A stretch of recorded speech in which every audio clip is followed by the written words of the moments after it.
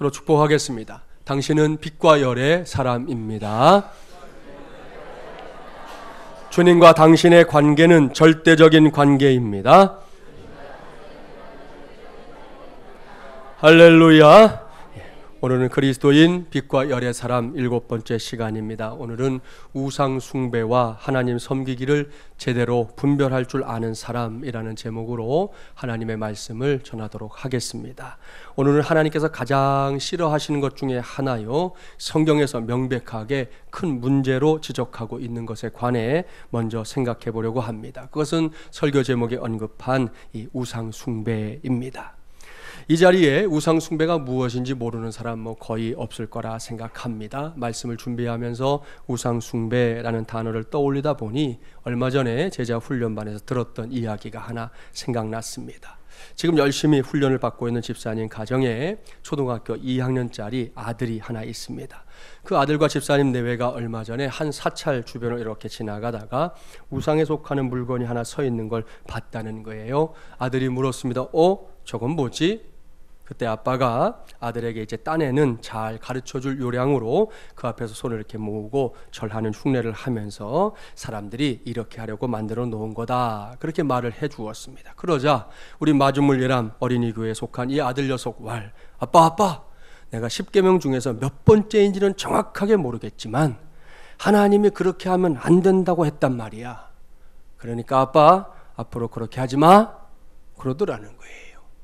이 말을 들은 엄마 집사님 깜짝 놀랐다는 거죠. 집에서도 교회에서도 늘 이 천방지축인 것처럼 보였던 아들이었기 때문입니다. 그래서 이 녀석이 교회 가서 신앙 교육이나 제대로 받고 있나 그런 걱정이 있었는데 아니었다는 거죠. 안 듣는 것 같아도, 딴전 피우는 것 같아도 다 듣고 있었구나 하는 것을 그날 새삼스럽게 깨달으면서 하나님께 감사했다 그러더라고요. 여러분, 여기서 이 친구가 말하고 있는 몇 번째인지는 모르겠지만이 몇 번째인지 여러분은 아시죠? 10계명 중에 제1계명이 뭡니까? 너는 나 외에 다른 신들을 내게 두지 말라. 제2계명은요, 너를 위하여 새긴 우상을 만들지 말고 또 위로 하늘에 있는 것이나 아래로 땅에 있는 것이나 땅 아래 물속에 있는 것에 어떤 형상도 만들지 말며 그것들에게 절하지 말며 그것들을 섬기지 말라. 바로 이 두 계명입니다. 여기에 하나님의 뜻이 무엇인지 조금도 가려짐이 없이 확실하게 기록되어 있습니다. 그것은 우상 숭배, 단호하게 NO라는 겁니다. 이 말씀이 언제 이스라엘 백성들에게 전해졌는지 아시죠? 오늘 주신 말씀이 그 배경이에요. 그러니까 이스라엘 백성들이 하나님의 은혜로 출애굽을 한 이후입니다. 출애굽한 이스라엘 백성들이 우여곡절 끝에 도착한 곳이 시내산이었습니다. 그곳에서 모세가 하나님의 말씀을 직접 받게 되는데요, 그때 10계명도 받게 됩니다. 따라서 역사적으로 보면 그야말로 아주 오래전에 이 말씀이 이스라엘 백성들에게 하나님의 말씀으로 선포됐던 겁니다. 무엇보다 이 말씀은 어렵지 않습니다. 매우 쉽습니다. 우상 숭배하지 말라, 이거 아닙니까? 이렇게 쉽고 명백한 말씀이 선포됐지만 그 이후의 역사를 쭉 살펴보세요. 이번에 성경 통독하면서 출애굽 이후의 역사 다들 읽어보셨잖아요. 이스라엘 백성들의 삶에서 우상 숭배가 근절됐습니까? 안 됐습니다. 시대마다 조금씩 차이는 있지만 다윗처럼 훌륭한 왕 몇 명이 다스리던 시대를 제외하고 우상 숭배는 늘 이스라엘 사회의 그 국가의 문제점으로 부각되고 있는 거 우리가 성경에서 다 확인했습니다. 여기서 묻게 됩니다. 하나님께서 전혀 숨김없이 그야말로 액면가로 우상 숭배하지 말라 이렇게 말씀하셨음에도 불구하고 우상 숭배가 근절되지 않은 이유가 뭘까요? 말씀을 안 하셔서 그랬다면 할 수 없겠는데 이미 말씀하셨어요. 오래전부터 말씀하셨어요. 자꾸만 말씀하셨어요. 때마다 말씀하셨어요.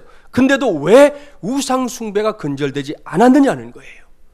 그것은 우상 숭배가 갖고 있는 묘한 매력 때문입니다. 그 매력이 뭐냐? 겉으로는 손으로 만든 조형물을 신이라는 이름으로 부르고 쩔쩔매며 정성을 들이는 것 같지만 실상은 그 우상을 통해 자신들의 이기적인 욕구를 채우려고 하는 것, 이것이 우상 숭배가 갖고 있는 아주 묘한 매력입니다. 무슨 말인지 아시겠죠? 우상 앞에 가서 뭐 손이 발이 되게 빌고 심지어 몸을 굽히거나 무릎까지 꿇는 경배하는 행위까지 하면서도 실상은 어떻게든 내 욕심을 채우려고 한다는 거예요. 제가 신학교 다닐 때 이제 비교 종교학 이런 과목이 있어요. 숙제가 있어가지고 동네에서 점치는 사람을 만나서 이렇게 인터뷰해오라, 신학생들에게 내주는 숙제 중에 하나예요. 그래서 한 적이 있었어요. 그들의 이야기를 들어봐도 점치러 오는 사람들 대부분이 나름대로 일정한 주문거리를 가지고 점쟁이를 찾아온다는 겁니다. 빈손으로 털레털레 오는 사람은 없어요. 아무 생각 없이 막연하게 찾아오는 사람은 거기 오지 않는다는 거예요. 내가 하고 싶은 게 있는 거예요. 내가 꼭 얘기해서 처리하고 싶은 게 있다니까요. 특별히 사주를 보거나 애군을 떼기 위해 찾아오는 사람들, 거액의 돈을 들여서라도 이 문제를 해결해야 한다는 생각을 갖고 점쟁이를 찾아옵니다. 이러한 자신들의 생각에 은근슬쩍 동조해주는 점쟁이를 만나면 그들은 당장 쪽집게다, 용하다, 그렇게 말하고 자기만 그걸 뭐 누리는 게 아니에요. 또 주변 사람들에게 막 얘기해요. 거기 그 점쟁이 용하다고, 아주 용하다고, 거기 가보라고. 그렇게 되거든요. 참 어이없는 일입니다. 이렇게 어떤 모양으로든 자신의 소원을 이루려고 하는 사람들이 우상 숭배에 열광하게 된다는 건데요, 하나님은 다릅니다. 하나님은 바로 이 점에 도전하십니다. 누구든 하나님을 만나 보십시오. 제일 먼저 깨닫게 되는 것이 뭐냐? 하나님은 결코 우리가 함부로 좌지우지할 수 없는 분이라는 사실을 철저하게 깨닫게 됩니다. 옳습니다. 하나님은 우상 숭배에 열광하는 사람들이 자기들이 신이라고 부르는 존재를 자신들의 손으로 주물럭주물럭 거리려고 하는 것처럼 그렇게 하나님을 섬기도록 우리를 놔두질 않습니다. 그렇습니다. 하나님이 주물럭 거려지는 것이 아니에요. 하나님을 만나게 될 때 우리 안에서 일어나는 최고의 사건은 내가 변한다는 것입니다. 지난 주일에 봤던 오카노 목사님의 설교 동영상 기억나시죠? 하나님의 너무 좋은 가치가 나의 의지를 변화시켜 주시기 때문에 신앙생활이 가능하다, 그렇게 말씀하셨어요. 바로 그것입니다. 물론 아직도 부족합니다. 완성됐다고 말할 사람 이 자리에 한 사람도 없습니다. 그래도 때로는 정말이지 막 형편없이 무너진 모습임에도 하나님의 뜻대로 살려고 하는 삶으로 변해가고 있다는 것만큼은 분명하다는 말씀입니다. 그것이 비록 눈꽃만큼씩의 변화일지라도 말입니다. 옳습니다. 그렇게 좌충우돌할 때가 많지만 그럼에도 불구하고 하나님께서 좋아하시는 삶을 향해, 하나님께서 기뻐하시는 삶을 살기 위해 나의 속사람이 몸부림치고 있는 것을 보게 되는 것, 이것이 신앙생활인 줄 믿습니다. 인도의 성자라고 불리는 썬다싱이라는 사람 들어보신 적 있을 거예요. 이 사람은 어릴 때 어머니가 힌두교의 한 부류인 시크교의 사도였기 때문에 철저하게 이 시크교식 교육을 받으면서 자란 사람입니다. 그는 선교 사람들을 너무 싫어했어요. 그래서 선교사 학교에 돌멩이를 집어던지고 성경을 불태웠던 사람입니다. 그는 친구들을 모아놓고 자기 집에서 성경을 불태우면서 만약 기독교의 신이 참 하나님이라면 성경을 불태우는 나는 당장 벌을 받을 것이다 라고 막 호언장담했던 그런 아이였습니다. 그런데 이상한 일이 일어났어요. 그는 성경을 불태운 후에 학교에 가지 못하고 3일 동안 금식하며 기도했습니다. 그러다가 그 입에서 하나님이라는 말이 나왔어요. 하나님이 살아계시면 보여달라, 그렇게 기도했던 겁니다. 죽기로 결심하고 금식하며 기도하던 마지막 날 새벽 5시에 그는 빛으로 찾아오신 예수님을 만납니다. 환한 광채 속에서 어떤 이가 나타났어요. 그럼 물었어요. 당신은 누구십니까? 나는 하나님께서 이 땅에 보내셨던 아들 예수 그리스도니라. 썬다싱이 성경에 나오는 바울처럼 예수님을 만나는 순간이었습니다. 그때 예수님 말씀하셨답니다. 자, 이제 두 눈을 크게 뜨고 똑똑히 보아라. 십자가에 못 박힌 나의 두 손발과 창에 찔린 옆구리를 말이다. 내가 이처럼 십자가 형틀 위에서 참혹하게 죽은 것은 하나님이 살아계시다는 증거가 될 뿐만 아니라 너를 지극히 사랑하여 구원하기 위한 것이란다. 썬다싱은 그 순간에 빛으로 오신 예수님을 똑똑히 보았고 그 음성을 똑똑히 들었습니다. 썬다싱은 그 자리에서 고꾸라지면서 소리쳤다고 합니다. 오, 나의 구주 예수님이여, 여태까지 살아계신 하나님을 부정하고 잘못된 우상만 섬겨왔던 저의 큰 죄를 용서하여 주옵소서. 이제부터는 저를 대신하여 죽으신 주님만을 위하여 살게 하여 주시옵소서. 이렇게 주님을 만난 썬다싱 변했습니다. 맨발의 전도자요 위대한 인도의 성자가 되었습니다. 사랑하는 마주물려난 가족 여러분, 이처럼 살아계신 우리 주님 예수님은 이 땅에 빛으로 오셨습니다. 여러분의 상식대로 어둠이 물리칠 수가 없습니다. 빛이 올 때만 어둠이 물러나잖아요. 빛을 받으면 고난당하던 사람의 삶에서 흑암이 사라지고 멸시당하던 자가 영화롭게 됩니다. 사망의 그늘에 앉았던 자들이 생명을 얻게 되지요. 예수님께서는 요한복음 8장 12절에서 말씀하셨습니다. 나는 세상의 빛이니 나를 따르는 자는 어둠에 다니지 아니하고 생명의 빛을 얻으리라. 아멘. 할렐루야. 옳습니다. 예수 그리스도의 빛을 받으면 생명이 살아납니다. 이 빛을 받으면 어둠이 물러갑니다. 죄의 노예로부터 해방이 되고요, 죽음의 노예로부터 해방이 됩니다. 이 빛을 받으면 어두움의 사상, 어두움의 지식, 어두움의 도덕, 어두움의 문화가 달아납니다. 이 빛을 받으면 밝게 보게 됩니다. 우리의 이성이 살아납니다. 우리의 지성이 새로워집니다. 우리의 양심이 살아납니다. 그리고 이 빛을 받으면 아름다워집니다. 나와 너의 삶의 자리가 아름다워지고요, 세상도 아름답게 보입니다. 어디 그뿐입니까? 이 빛을 받으면 사람이 따뜻해집니다. 가슴이 따뜻해지고요, 표정이 따뜻해지고요, 언어도 따뜻해집니다. 이렇게 하나님을 만나면, 주님을 만나면 모든 것이 변합니다. 새로워집니다. 이것이 믿음을 통해 누리는 진정한 복인 줄 믿습니다. 할렐루야. 여러분, 이 모든 것은 생명이 없는 우상들은요, 하고 싶어도 결단코 할 수 없는 일들입니다. 따라서 오늘 우리 모두는 굳게 다짐해야 합니다. 우리의 생의 마지막까지 우리는 우상이 아닌 하나님만을 믿고 따르기로 다짐해야 하는 것입니다. 때로 하나님께서 우리에게 부담스러운 도전을 하셔도 우리는 그 하나님을 따라야 합니다. 때로 하나님께서 우리에게 힘겨운 변화를 요구하셔도, 그래서 제대로 하지 못하는 한이 있어도 우리는 하나님의 뜻을 받아들여야 하는 것입니다. 바로 거기에 하나님께서 예비하신 은혜와 복이 충만하게 임할 줄 믿습니다. 자, 여기서 오늘 우리에게 주신 말씀 속으로 들어갑니다. 조금 전까지 제가 전했던 말씀을 들으면서 여러분 모두가 아멘으로 혹은 고개를 끄덕이는 것으로 동의했습니다. 따라서 이제 우상 숭배는 저와 여러분의 삶과는 전혀 상관없는, 거리가 멀고도 먼 것처럼 느껴질 겁니다. 그런데 과연 그러냐는 겁니다. 오늘 주신 말씀의 배경, 앞서 잠깐 소개했었지요. 이미 출애굽을 한 다음이에요. 모세와 이스라엘 백성들이 하나님의 산인 시내산까지 갔습니다. 그곳에서 모세는 하나님의 말씀을 받기 위해 산 위에 올라가서 40주야를 보냈고요, 산 아래에서는 이스라엘 백성들이 모세가 돌아오기만을 학수고대하고 있었습니다. 아마도 백성들은 산 위에 올라갔던 모세가 금방 내려올 줄 알았던 모양이에요. 그런데 여러 날이 지나도 모세가 산에서 내려오지 않자 그 백성들 사이에 아주 이상한 기류가 형성되고 있습니다. 오늘 본문 1절부터 4절 말씀을 다시 한번 저와 여러분이 한 절씩 교독을 해보겠습니다. 제가 한 절, 여러분이 한 절 읽어볼게요. 백성이 모세가 산에서 내려옴이 더딤을 보고 모여 백성이 아론에게 이르러 말하되, 일어나라, 우리를 위하여 우리를 인도할 신을 만들라. 이 모세 곧 우리를 애굽 땅에서 인도하여 낸 사람은 어찌 되었는지 알지 못함이니라.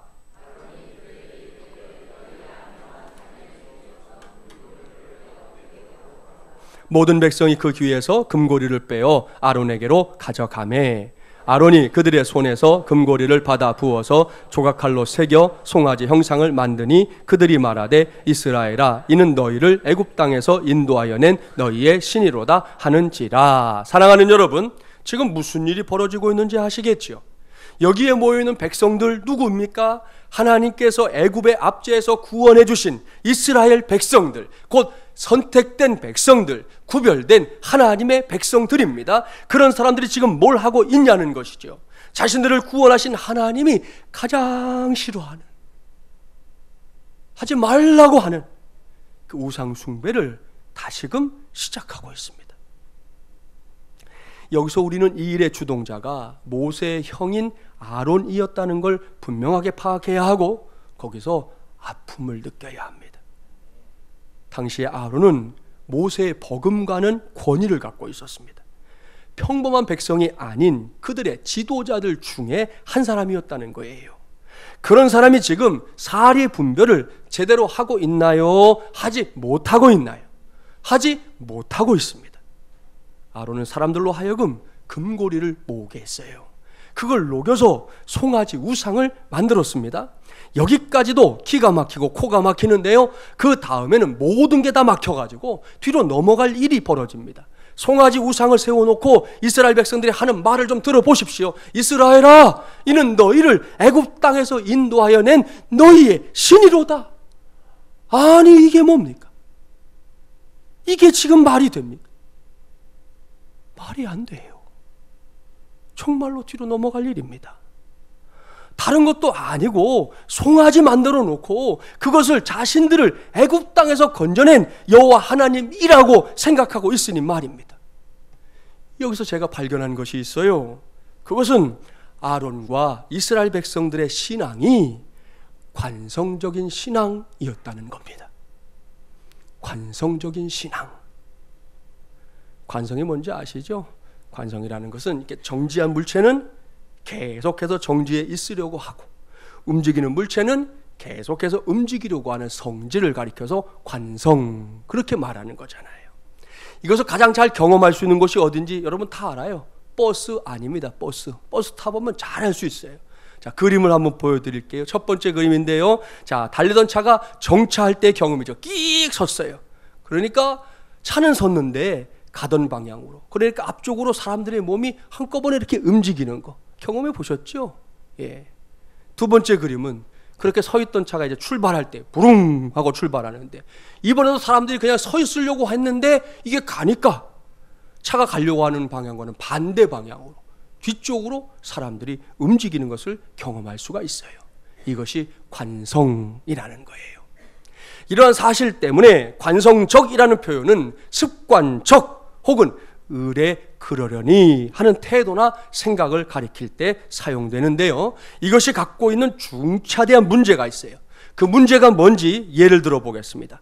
어느 바닷가에 금속이 이렇게 닿기만 하면 이것을 금으로 만들어주는 신비한 돌이 있었습니다. 그런 돌이 있었으면 참 좋겠죠. 그런 돌이 있었대요. 그런데 그 돌은 수많은 돌들 속에 섞여 있었고요, 다른 돌이 아주 차가운데 반해 이 돌만은 따뜻했다는 거지요. 한 가난맹이가 그 돌을 찾으려고 그 소문을 듣고는 수년째 돌을 뒤지고 다녔습니다. 그는 돌을 만져서 차가우면 그냥 깊은 바닷속으로 휙 집어던졌습니다. 그렇게 속절없이 시간이 흘렀는데요, 드디어 어느 날 아침 이 사람의 손에 아주 따뜻한 돌이 만져졌습니다. 그런데 그 사람이 그 사실을 깨달은 것이 언제냐? 그 신비한 돌을 깊은 바닷속으로 집어던지고 난 뒤였다는 거죠. 이 사람은 그 자리에 주저앉아 머리를 감싸 안고는 엉엉 울었다는 거예요. 무슨 이야기입니까? 이 사람이 하루 이틀이 아니라 수년 동안 하루도 빠짐없이 차가운 돌을 바닷속에 집어던지기를 수도 없이 반복했을 거 아니에요. 이거 아니네. 이거 아니네. 늘 반복했어요. 안타깝지만 그날 아침에도 별다른 기대감 없이 의례 그러려니 하면서 자기 손안에 들어온 돌이 신비한 돌인데도 그 순간은 평범한 돌처럼 생각했고요, 결국 똑같이 집어 던지는데 따스함이 느껴진 거잖아요. 이미 던져버렸단 말이에요. 이것이 바로 관성적인 사고의 맹점입니다. 이번에 역사적인 사실을 하나 예로 들어볼게요. 미국의 신문 중에 여러분도 잘 아시는 뉴욕 타임즈라는 신문이 있죠. 유명한 일간지 아닙니까? 이 신문이 순서에 따라서 이렇게 호수가 매겨져요. 우리 주보도 아시는지 모르겠지만 호수가 있어요. 이번 주 제6권 42호 이렇게 호수가 있어요. 그 순서에 따라서 14,499호를 발간했습니다. 자, 그러고 나서 그 다음날 신문이 나왔는데 몇 호가 나왔느냐? 15,000호가 나왔어요. 제대로 된 건가요? 안 된 건가요? 제대로 안 됐죠? 잘못돼도 단단히 잘못됐습니다. 원래 몇 호가 나와야 될까요? 14,500호가 나와야 되죠. 그래야 맞는데 15,000호라고 이제 찍어서 발행을 했단 말입니다. 자, 거기까지는 그럴 수 있다 치자고요. 더 문제가 뭐냐? 이 사실을 언제 알게 됐을까요? 무려 100년이 지난 뒤에 알았어요. 100년이면요 3만 호가 넘어가네. 3만 호. 14,500에서 시작돼야 될 걸 15,000을 찍어놓고 100년 뒤에서야 아이고 이게 잘못됐네 하고 수정을 했다니까요. 관성적이라는 사고는 그런 거예요. 그냥 지나가 버리는, 나도 모르게 지나가 버려요. 그것이 잘된 것인지 못된 것인지 생각도 없이 지나가 버리는 거예요. 오늘의 본문에서 볼 수 있는 아론과 이스라엘 백성들의 신앙이 그런 관성적 신앙이라는 겁니다. 앞서 말씀을 살펴봤는데요. 아론과 이스라엘 백성들이 왜 송아지 우상을 만들어 놓고 그것을 자신들을 애굽에서 건져낸 여호와 하나님이라고 했는지 아십니까? 그 이유는 그들이 애굽에서 종살이를 하면서 무려 430년 동안 했지요. 종살이를 하면서 보고 배운 게 그게 다였기 때문이에요. 이것이 무슨 말이냐? 제가 그림을 한 장 보여드리면 알 수 있어요. 이 그림의 제목이 뭔지 아십니까? 이 그림은 이집트의 황소신 아피스 숭배라는 제목의 그림이에요. 그림의 제목이 그래요. 이집트의 황소신 아피스 숭배. 이 그림은 필리피노 리피라고 하는 이탈리아의 화가가 1500년경에 그린 그림인데요. 여기에 묘사하고 있는 것처럼 이집트, 오늘 성경에서 애굽이라고 우리가 번역하고 있어요. 그러니까 애굽 사람들이 황소를 뭐로 섬겼다고요? 신으로 섬겼다는 거예요. 신으로. 황소의 형상을 만들어 놓고 그 형상에게 붙인 이름이 뭐라고요? 아피스였던 거고요. 그 우상을 찌극정성으로 섬기면 자신들에게 번영을 가져다 준다. 그렇게 믿었던 사람들이 애굽 사람들이라는 말씀입니다. 이러한 애굽인들의 신앙을 보고 자란 사람들이 아론이에요. 그걸 매일같이 보고 자란 사람들이 이스라엘 백성들이에요. 그렇게 알게 모르게 그들 안에서는 아피스 신을 숭배하는 것이 하나의 관성처럼, 습관처럼 작용하고 있었던 겁니다. 결국 지금은 자신들과 전혀 상관없는, 심지어 눈꼽만큼도 견줄 곳이 없는 송아지 우상을 만들어 놓고는 그것을 여호와 하나님이다 그렇게 부르고 있습니다. 그러니 하나님 편에서 보면 정말이지 이거 어이없는 일 아닙니까? 오늘 말씀 7절 이하를 보면요, 하나님이 어이가 없으셔서 진노하고 있어요. 너의 백성이 부패했다, 너 빨리 내려가라, 이게 어찌 된 일이냐 말씀하시면서 그들을 다 진멸하고 내가 모세 너로 새로운 민족을 이루어 주마, 그렇게까지 말씀하실 정도예요. 여러분, 그런데 이런 일들은 오늘날에도 볼 수 있습니다. 제가 수요 성경 공부 시간에 온 성도들에게는 한번 이 이야기를 했던 적이 있었는데요. 제가 부목사로 사역하던 교회에 연세가 많이 드신 여자 어르신이 한 분 있었습니다. 이 어르신 신앙생활을 얼마나 열심히 하시는지 아무튼 뭐 공적인 예배 시간 안 보이는 적이 거의 없어요. 특별히 새벽 기도는 한 번 빠지는 법이 없었습니다. 그런 어르신 때문에 제가 종종 새벽마다 이렇게 웃곤 했는데요. 그 이유는 이 어르신이 새벽 기도를 다 마치고 나서 당신 이제 기도하시고 나서 예배당을 빠져나갈 때가 되면 항상 저 문 입구에 서가지고 정자세를 딱 하시고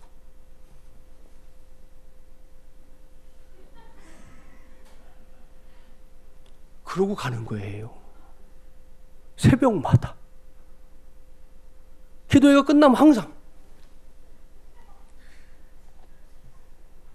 하루도 빠짐없이. 왜 그렇게 됐을까요? 이 어르신이 예전에 미신을 숭배하던 분이었거든요. 그러다가 이제 전도가 돼서 하나님을 아버지로 예수님을 구세주로 믿게 된 겁니다. 얼마나 감사한 일입니까? 그런데 그렇게 신앙생활을 한 지가 꽤 오래됐는데도 그렇게 믿는 대상은 바뀌었지만 믿는 방식은 그대로 갖고 있었던 겁니다. 이제는 하나님을 믿게 된 것이니까 굳이 그렇게 하지 않으셔도 됩니다라고 저도 몇 차례 그 어르신에게 말씀을 드렸지만 이게 뭐 바뀌질 않는 거예요. 잘 바꾸지 않아요. 이런 경우는 그래도 좀 양반입니다. 그분이 뭐 이렇게 한다고 해서 지금 무슨 저 천지신명에게 비는 건 아니잖아요. 하나님께 하는데 자기가 그렇게 했던 걸 그냥 그대로 하는 것일 뿐이잖아요. 이건 양반이에요. 우리 역시 이 어르신과 마찬가지로 하나님을 아버지로 예수님을 구세주로 믿고 섬기게 되었다면 분명히 믿음의 대상이 달라진 거지요. 그렇게 믿음의 대상이 달라졌으면 마땅히 믿음의 방식도 달라져야 하는 겁니다. 이것은 그야말로 필수사항입니다. 그런데 믿음의 대상이 분명히 바뀌었음에도 불구하고 이 어르신처럼 도무지 믿음의 방식이 바뀌지 않는 경우들이 종종 있다는 것입니다. 이런 성도들의 경우에는 무엇이 신앙의 방식이 되는지 아십니까? 자신의 생각이 곧 신앙의 방식이 됩니다. 내 생각이 내 신앙의 방식이 되어버리는 거예요. 여기에 해당되는 대표적인 예수님을 믿어도 성격대로 믿는다라고 너무 쉽게 그리고 단정적으로 말하는 사람들을 만날 때가 있습니다. 이것은 각자의 성격에 따라 믿는 예수님이 다르다는 건데요, 이게 맞는 말입니까? 아닙니다. 틀린 말입니다. 매우 잘못된 말입니다. 결코 용인해 줄 수 없는 말입니다. 예수님은 성격대로 믿는 것이 아니라 성경대로 믿는 것인 줄 믿습니다. 종종 혈액형을 가지고 이런저런 주장을 하는 경우들이 있어요. 이런 현실을 반영하듯 서점에 가보니까 혈액형 인생론이라는 책까지 나와 있어요. 이 책은 혈액형별로 체질과 기질이 다르기 때문에 삶을 살아가는 방식도 여러 가지다라는 점에 초점을 맞추고 있어요. 그래서 각각의 혈액형에 따른 특성과 행동 방법, 또한 그에 따른 인생의 목표, 삶을 살아가는 방식까지 다르다 하는 것을 책 전반적으로 서술하고 있는데요, 저는 개인적으로 이런 주장에 반대하는 사람이에요. 이런 주장을 하는 이들이 마치 혈액형이 운명의 주체인 것처럼 말하기 때문에 저는 그걸 반대하는 겁니다.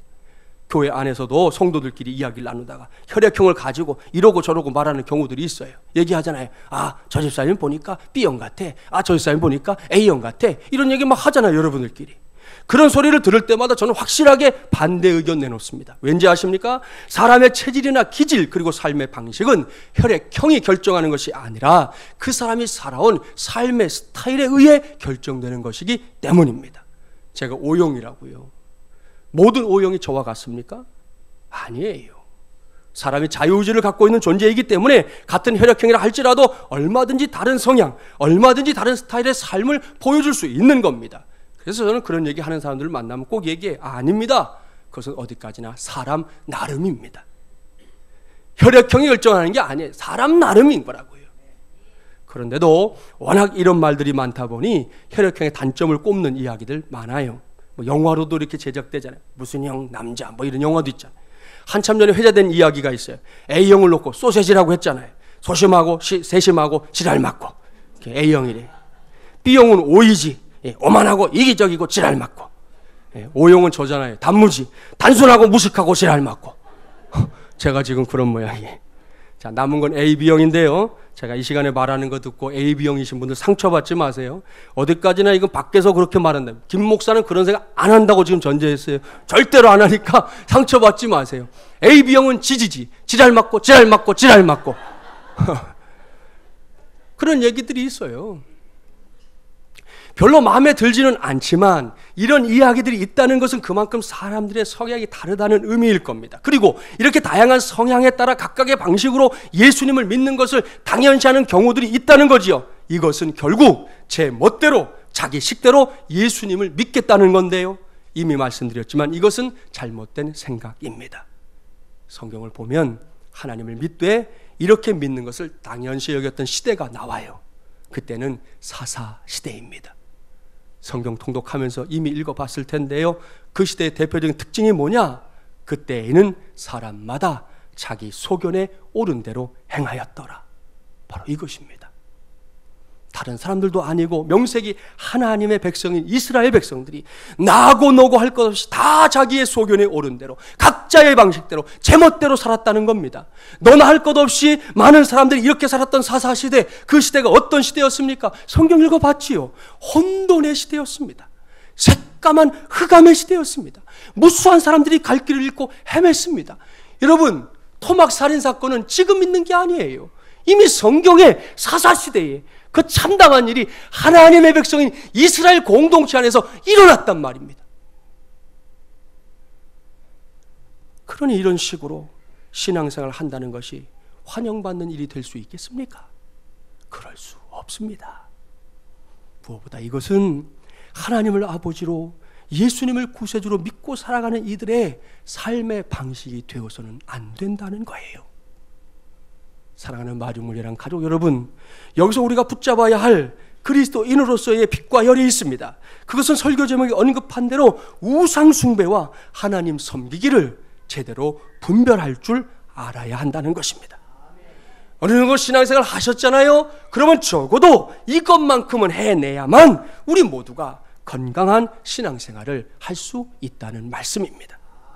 오늘 우상숭배에 관해 많은 말씀을 전했는데요, 우상숭배는 그 대상이 무엇이든 제멋대로 하면 돼요. 어렵지가 않아요. 중간에 매개체가 되는 존재가 있긴 합니다. 그래서 그 사람이 말하잖아요. 뭐 이거 해라, 저거 해라, 이거 여기다 갖다 붙여라. 저도 해봤어요. 예? 모자 속에 집어넣어라, 베갯잎에 집어넣어라, 해봤다고요. 이 정도 받쳐라, 뭐 내림굿 해라, 뭐 해요. 알려주는 거 있어요.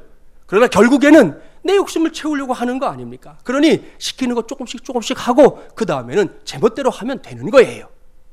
하지만 하나님을 믿는 것은 다릅니다. 하나님은 우상처럼 아무것도 할 수 없는 존재가 아닙니다. 하나님은 위대한 분입니다. 하나님은 창조주이십니다. 하나님은 전능하신 분입니다. 무엇보다 저와 여러분을 억만 죄악에서 구원하신 분입니다. 하나뿐인 아들을 십자가에 매달려 죽게 하면서까지 말입니다. 이렇게 믿는 대상이 다르기 때문에 믿는 방식도 달라야 합니다. 그 방식은 다른 것이 아니라고요. 저와 여러분의 손에 들려있는 하나님의 말씀대로입니다. 그렇습니다. 다른 길이 없습니다. 이 말씀대로 신앙생활을 하려고 힘써야 합니다. 이 말씀이 가르쳐 주시는 대로, 이 말씀이 깨닫게 해주시는 대로, 이 말씀이 우리 안에서 환한 빛을 비추어가면서 알려주시는 바로 그 방식대로 신앙생활을 해야 한다는 말씀입니다. 그러라고 일찌감치 이 말씀을 우리에게 주신 거예요. 믿습니까? 할렐루야. 옳습니다. 여러분이 대답하고 고백한 대로 반드시 그렇게 믿어야 합니다. 그런데 우리의 현실은 어떻습니까? 하나님의 말씀대로가 아닌 지금까지 자신이 알게 모르게 배워온 것들을 믿음의 방식으로 선택하고 있는 경우가 적지 않습니다. 예전에 왕년에 이전에 다니던 교회에서 배운 것들이 검증도 없이 여과장치도 없이 콘크리트처럼 굳어버린 믿음의 방식이 되어버린 거지요. 그렇게 배운 것들이 하나님의 말씀에 비추어 볼 때 문제가 없는 것이면 괜찮아요. 얼마든지 그건 하셔도 돼요. 하나님 말씀에 거리낌이 없는 건 좋다니까요. 장려할 일이에요. 주변 사람들에게도 우리 신앙생활 이렇게 합시다 얘기하시면 된다고요. 그러나 내가 배워온 것들이 심지어 이미 내 체질이 된 것이라 할지라도 하나님의 식이 아니라면 그것을 기꺼이 바꿀 수 있어야 하는데 이게 잘 안 된다는 겁니다. 더 심각한 경우는 아예 시도조차 하지 않으려고 한다는 겁니다. 목회를 하다 보면 목사니까요. 목회 많은 분들 이렇게 만나게 되잖아요. 간혹 도대체 어디서 이런 걸 배워왔지? 누가 이런 걸 가르쳤지? 신앙생활을 했다는데 어디 가서 이런 걸 배워왔지? 그런 신앙의 모습들을 볼 때가 있습니다. 믿음 안에서 스스로를 돌아봄이나 깊이 살펴보는 것 하나 없는 그냥 습관적인 신앙 말입니다. 그동안 늘 그래왔고 그 누구도 내게 이러고 저러고 말하지 않았으니 괜찮겠지? 라는 생각에 딱 멈춰있는 관성적인 신앙 말입니다. 이런 모습들은 마치 아론과 이스라엘 백성들이 하나님을 믿노라 하면서도 송아지 우상을 세워놓고 하나님이라고 믿는 것과 조금도 다르지 않다니까요. 따라서 이것은 수정되어야 합니다. 앞서 신앙생활에 대해 말한 사람들이 성격대로 예수님을 믿는다고 말하는 거 잘못된 일이라 말씀드렸죠? 그렇습니다. 우리는 그렇게 신앙생활하면 안 되는 사람들입니다. 자꾸 그런 것을 받아들이게 되면 결국에는 하나님을 믿노라 하면서도 제멋대로 신앙생활하는 기현상이 계속해서 이어질 수밖에 없게 되는 거예요. 그러면 결코 좋은 영향력을 미치는 그리스도인이 될 수 없습니다. 모르긴 몰라도 누구나, 제가 생각할 땐 누구나인데요. 어느 정도 신앙생활을 하면요, 저와 여러분의 이 마음속에 하나님을 아버지로, 예수님을 구세주로 믿는 사람들이 어떤 신앙을 가져야 하는지 그 그림들이 다 그려집니다. 뭐 초보 신자들은 그럴 수 없겠지만 어느 정도 신앙생활을 하면요 다 그려져요. 주워 들은 것이 됐든 성경 말씀을 들으면서 깨닫는 것이 됐든 설교 말씀을 듣는 것이 됐든 성경 공부를 통해서든 간에 내 안에 그려진다니까요. 아, 요렇게 하는 게 신앙생활이야, 요렇게 하는 게 하나님이 기뻐하셔, 아, 요것은 하나님의 뜻이야, 그려진다고요. 자, 그런 것이 그려지는데 신앙의 연륜이 쌓여가면서 어떻게든 그 그림대로 살아보려고 하는 성도들이 있는가 하면 그 그림대로 살아보려고 하니 이것저것 피곤할 것 같아서 때로는 무관심으로, 때로는 모르는 척, 때로는 손해보는 게 싫어서 아예 다른 선택을 하는 성도들이 있을 뿐입니다. 몰라서는 아니라는 거예요.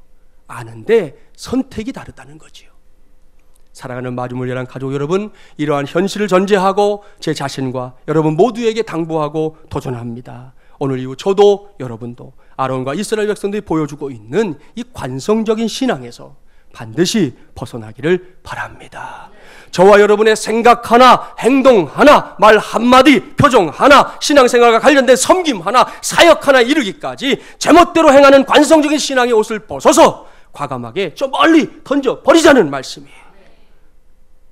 부탁합니다. 할 수 있는 한 신앙생활 하면서 불필요하게 손가락질 받지 말고요. 욕도 먹지 맙시다. 글쎄 모르겠어요. 뭐 상황에 따라 부득불한 일들이 있을 수는 있겠지만 할 수 있는 한 그러자고. 무엇보다 이 모든 메시지를 내가 아닌 다른 사람이 들어야 한다는 착각에 절대 빠지지 마십시오. 바로 당신이 들어야 하는 것이고 바로 당신이 고쳐야 하는 겁니다. 그러면 우리 모두의 신앙생활은 신바람난 신앙생활이 될 줄 믿습니다. 꼭 기억하십시오. 제멋대로가 아닙니다. 그것은 우상숭배입니다. 하나님의 식대로입니다. 하나님의 말씀대로입니다. 이것이 하나님을 섬기는 거예요. 첫 술에 배부를 수는 없겠지요. 그래도 시작해야 합니다. 이렇게 우상숭배와 하나님 섬기기를 잘 분별하면서 신앙생활을 하기만 하면요, 신앙생활처럼 복되고 신바람 나는 일이 이 세상에 또 없을 줄 믿습니다. 저를 비롯한 우리 목회자들부터 앞장서겠습니다. 우리 목사님들도 전도사님들도 다 같이 앞장설게요. 청지기들 마찬가지입니다. 여러분은 교인들을 대표하는 선수들입니다.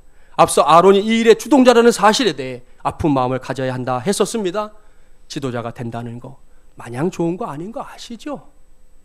어떨 때는 차라리 안 하는 게 더 좋을 수도 있어요. 제가 신 목사님 안수받기 전에 그랬어요. 전사님, 나도 경험한 보지만 전임이 되고 나면 교육전도사 때가 좋고 목사 안수받고 부목사가 되면 전임일 때가 좋고 담임 목사를 해보니 부목사 때가 또 좋고 뭐가 된다는 게 그렇게 좋고 신나는 일만은 아니라는 거지. 부담이 되고 힘겨운 마음이 있게 되는 게 그게 우리의 모습이에요.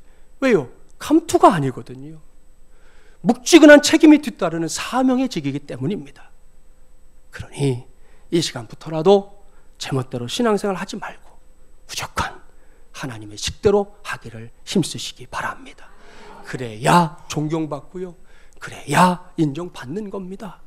존경받고 인정받는 게 어깨 으스댄다고 되나요? 내가 좀 갖고 있는 것이 좀 있다고 해서 되나요? 그런 걸로 진심을 담긴 존경이나 인정받을 수 없어요. 부족하지만 그래도 하나님 말씀대로 살아보려고 몸부림치는 그것이 성도들에게는 존경의 이유고 인정받는 이유라고요. 그럴 수 있어야 된다는 말씀이에요.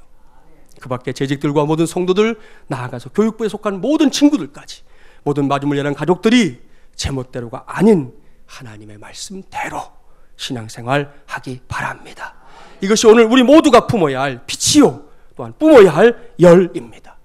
결코 억지로가 아닙니다. 기쁨으로 이 모든 것을 감당해내서 하나님께서 부어주시는 하늘의 복, 땅의 복까지 모두 받아 누리는 것은 물론이고 그것들을 또 다른 이들과 나누며 사는 저와 여러분이 되기를 주님의 이름으로 간절히 축원합니다.